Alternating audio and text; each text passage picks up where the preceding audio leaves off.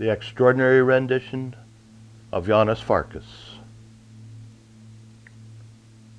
Chapter 37.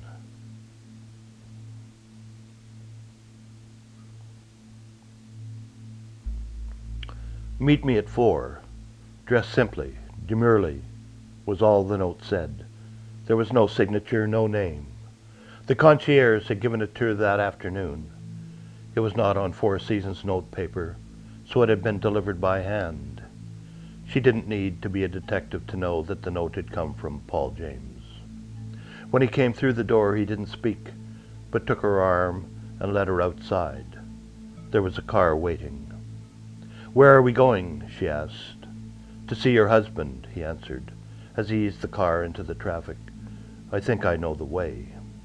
There were things Ein wanted to ask but didn't, knowing that if answers were required they would be given, and she sat there quietly watching the nuances of the streets, the building facades, the corners, the turns, wondering if she could follow this path on her own if she had to.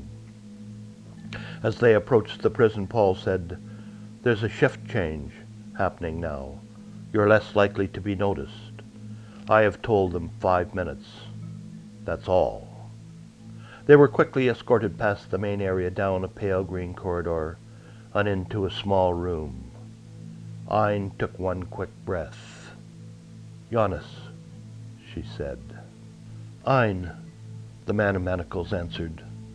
There was no rushing together, no long slow-mo shots cutting between man and woman as they ran through tall grassy fields to each other, arms outstretched in anticipation.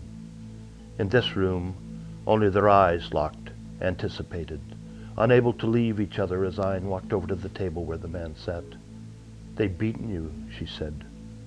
"Not too bad," he replied, and as she bent over to give him a kiss, he whispered for only her ears to hear, "They're watching. They're listening. That's why they've left us alone." Ein's eyes followed his lead as she glanced up at the microphone above them and at the mirrored wall behind them. Looking over to the door, she saw that Paul James and the guard were gone. They sat across from each other, her hands on his, her fingers caressing the skin next to the manacles on his wrists. "I love you," he said, and she swallowed and said, "I will get you out of here." There was so much to say, so many questions to ask, and perhaps because there was too much to say and too many questions to ask, they sat there in silence, only their eyes talking to each other. Ein tried to look past the bruises, past the puffy cheeks, past the already sallow face, the face she knew, the Janos she knew, the man she had married. She was confused. His eyes read hers, and he said to her, "How do I love thee? Let me count the ways. I love thee to the depth and breadth and height my soul can reach when feeling out of sight."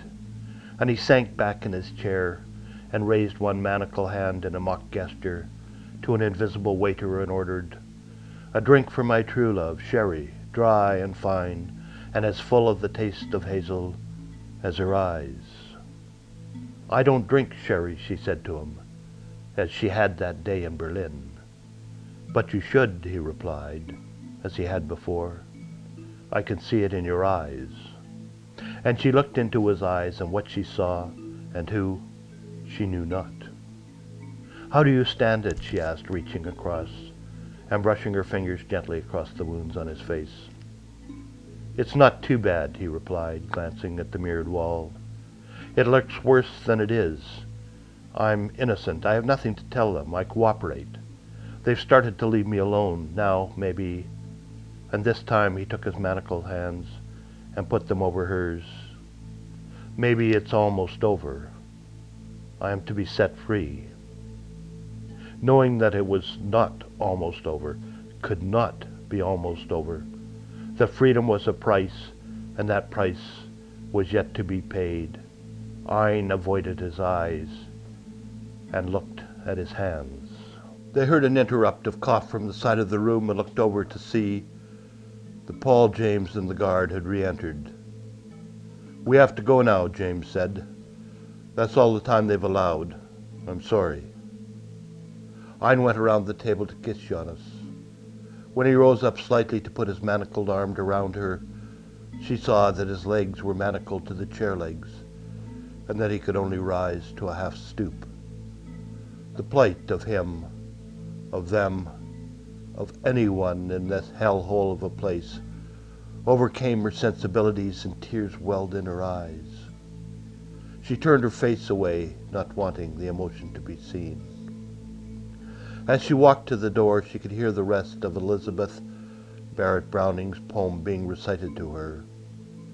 I love thee with a love I seem to lose. With my lost saints I love thee with the breath, smiles, tears of all my life, and if God choose, I shall but love thee better after death.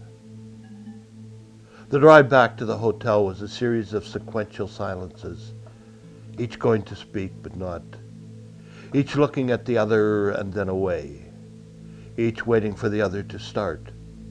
It was only when the Four Seasons was in sight that Ine looked at James and said, I don't know what to do now. I don't know.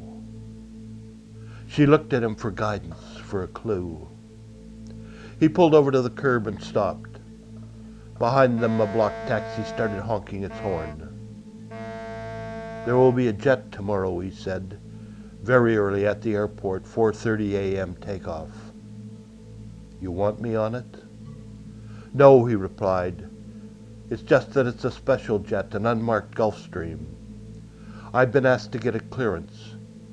No paperwork, no record. She looked at him for explanation. What's it for?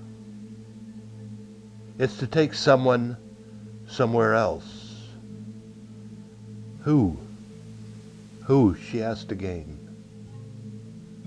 Your husband, Janos. Where? Where to?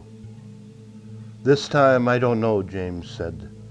This is coming from very high up, higher up than my level. All I know is that tomorrow morning at 4, during the shift change, he is going to be quietly taken out of his cell and driven to the airport.